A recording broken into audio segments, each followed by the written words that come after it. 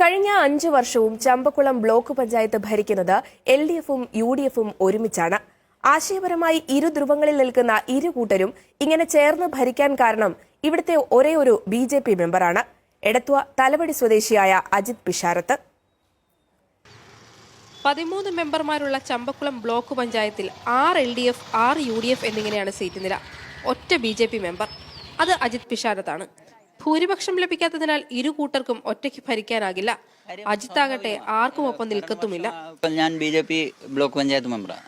ഇടതുപക്ഷ LDF ആണെങ്കിലും UDF ആണെങ്കിലും അവരെ പിന്തുണയ്ക്കുക എന്ന് പറയുന്നത് ശരിയായ നടപടിയല്ല. അതുകൊണ്ട് നമ്മുടെ പ്രസ്ഥാനത്തിൻ്റെ ഇതിനു വേണ്ടിയാണ് നമ്മൾ BJP ഇതായി തന്നെ നിന്നത്.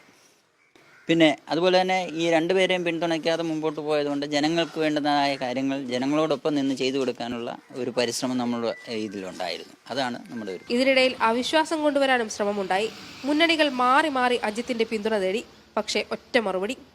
ഇത് അവിശ്വാസത്തെ പിന്തുണയ്ക്കണമെന്ന് പറഞ്ഞ് ഇവരെ താഴെ ഇറക്കണമെന്നും പറഞ്ഞ് പല പ്രാവശ്യം വന്നു. പക്ഷേ നമ്മൾ രണ്ടുപേരെയും പിന്തുണയ്ച്ച ഇതിൻ്റെ ആവശ്യമില്ല. എനിക്ക് തോന്നുന്നു കേരളത്തിൽ ഒരു ബ്ലോക്ക് പഞ്ചായത്തും ഇതുപോലെ കാണത്തില്ല. പ്രസിഡന്റ് UDF-ഉം അതുപോലെ വൈസ് പ്രസിഡന്റ് LDF-ഉമായി ഭരിക്കുന്നത്. അതിൻ്റെ വേറൊരു പ്രത്യേകതയുണ്ട്. ചമ്പക്കുളം ബ്ലോക്ക് പഞ്ചായത്ത് എനിക്ക് തോന്നുന്നു ചരിത്രത്തിൽ ആദ്യമായിട്ടാണ് 5 കൊല്ലവും ഒരു പ്രസിഡന്റും ഒരു വൈസ് പ്രസിഡന്റും തുടരുന്നത്. ഇത്തവണ എന്താണ് ഉദ്ദേശിച്ചിരിക്കുന്നത്? കളത്തിൽ ഇറങ്ങുന്നുണ്ടോ? തീർച്ചയായിട്ടും കളത്തിൽ ഇറങ്ങണമെന്നാണ് വിചാരിക്കുന്നത്.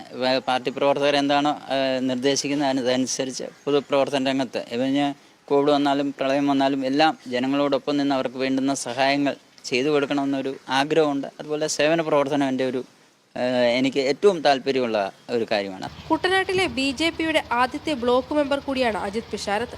വിജയലക്ഷ്മി, മനോരമ ന്യൂസ്, തലവടി.